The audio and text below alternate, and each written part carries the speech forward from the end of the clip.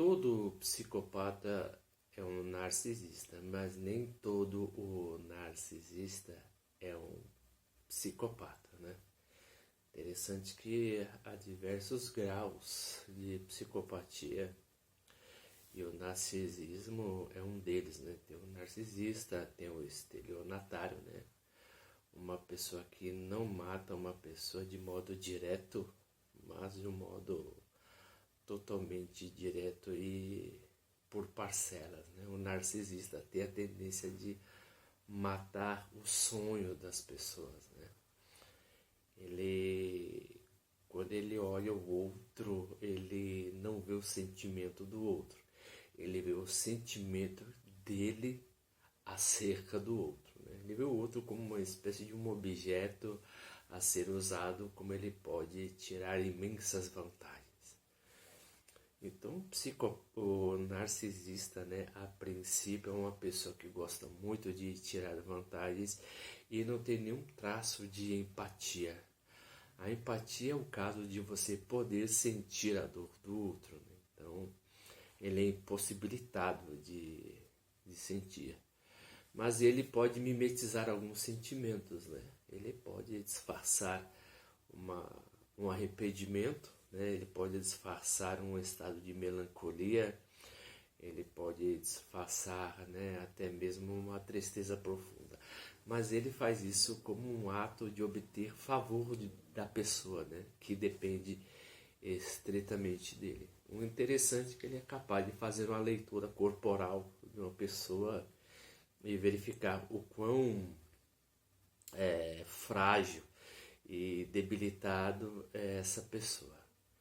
Então, o narcisista, ele é uma pessoa inteligente, fria e metódica, né? Metódica da maneira como é que ele vai estudar para poder ludibriar aquela pessoa, porque a sua vida é uma espécie de constante atuação. A vida é um palco, né? E ele está no centro desse palco e como ele é o protagonista, né? Então tudo vai girar em torno dele. Então ele vai sentir uma espécie de mania de grandeza. Ele sente também, por exemplo, que ele é uma pessoa que está sendo ameaçada a todo o tempo. Mas ele faz isso para poder conquistar uma pessoa que é iminentemente frágil. Por exemplo, uma pessoa que tem uma síndrome de Gaslighting. O que é essa síndrome de Gaslighting? É uma pessoa que tem uma percepção da realidade muito distorcida, devido ao seu valor de autoestima ser muito baixo, sabe? Uma pessoa não tem convicção daquilo que fala, né? Daquilo que sente. Por quê? Porque como essa pessoa, né, que sofre dessa síndrome é totalmente dependente da opinião dos outros, os outros muitas vezes podem manipular a atenção, né, da pessoa para fazer ela se sentir totalmente equivocada. Um exemplo disso, por exemplo, quando uma mulher, né, ela é taxada de louca, de inconsequente, né, de uma pessoa totalmente instável. Por que ela é taxada dessa maneira? Provavelmente que ela sofra também desse distúrbio. Por quê? Porque o homem, quando ele tem a tendência de manipular uma mulher, né, ele começa a pregoar a ela que tudo que ela vê acerca dele é totalmente distorcido. É um homem, por exemplo, que flerta com outras mulheres, né? E quando ou a esposa ou a namorada vê, ele tem a mania de chamá-la de louca, de descontrolada e de dramática. Então, com isso, a mulher começa a duvidar até mesmo da percepção que ela tem da realidade e devido à atuação, né, vamos dizer assim, do marido, do esposo ou do namorado, ela começa a ter dó dele e começa a duvidar até mesmo da própria sanidade, né? Então, taxando ele de coitadinho. E uma pessoa, por exemplo, quando sofre dessa síndrome de Gaslighting e quando se encontra com um narcisista, né, o relacionamento se torna estritamente tóxico, né? Por quê? Porque se torna um jogo de afetos, né? Então, a maneira como ele se percebe no mundo, né, ele atribui uma culpa à mulher ou ao homem, né, terceirizando, e a pessoa que sofre dessa síndrome também, né, como a sua interpretação da vida, da realidade está sendo totalmente subjugada e ela está sendo chamada de louca ou até mesmo de incapaz, né?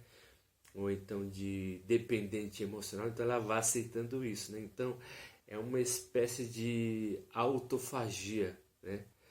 Quando uma pessoa que tem essa síndrome se encontra com um narcisista. Mas interessante que o narcisista ele sempre deixa rastros, né? Por exemplo, ele fala muito acerca de si, mas quando uma pessoa está estritamente encantada com ele, essa pessoa não vê os traços que ela deixa. Essa pessoa está vendo o que ela sente pelo o seu conquistador, visto que todo mundo deixa rastros por onde passa, né? E o narcisista é um deles, mas a pessoa quando tem uma carência afetiva muito alta, ela não consegue ver o quanto que ela está sendo ludibriada. Então, ela vê o sentimento que ela sente sobre o seu sedutor. E com isso ela vai colocando valores sobre ele que ele não tem. Então, com isso, ele vai sugando a energia dessa pessoa até deixar ela totalmente debilitada e destruindo ela emocionalmente, né? Ela se sente até totalmente esgotada e desgastada, né? Mas assim é sempre bom. Tem aquela frase que diz, né? Quem foi mordido por cobra tem medo de linguiça, né? Então as pessoas, por exemplo, vai aprendendo, né? Até mesmo é difícil de sair desse ciclo.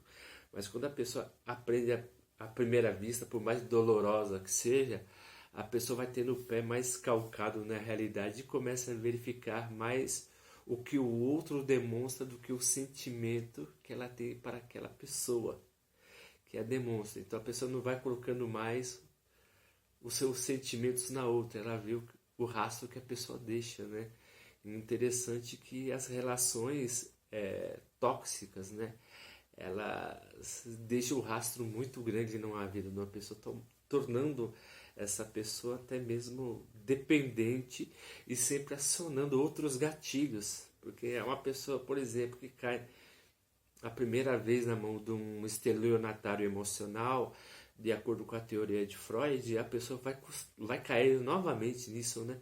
Porque ela tem uma tendência emocional muito grande para que essa tendência seja suprida, né? Então, isso é um problema muito perplexo até ser resolvido, né? Mas as pessoas têm que tomar muito cuidado com o que encontra, principalmente nesses aplicativos de relacionamento, porque nesses lugares é que se encontram mais ladrões de sonhos.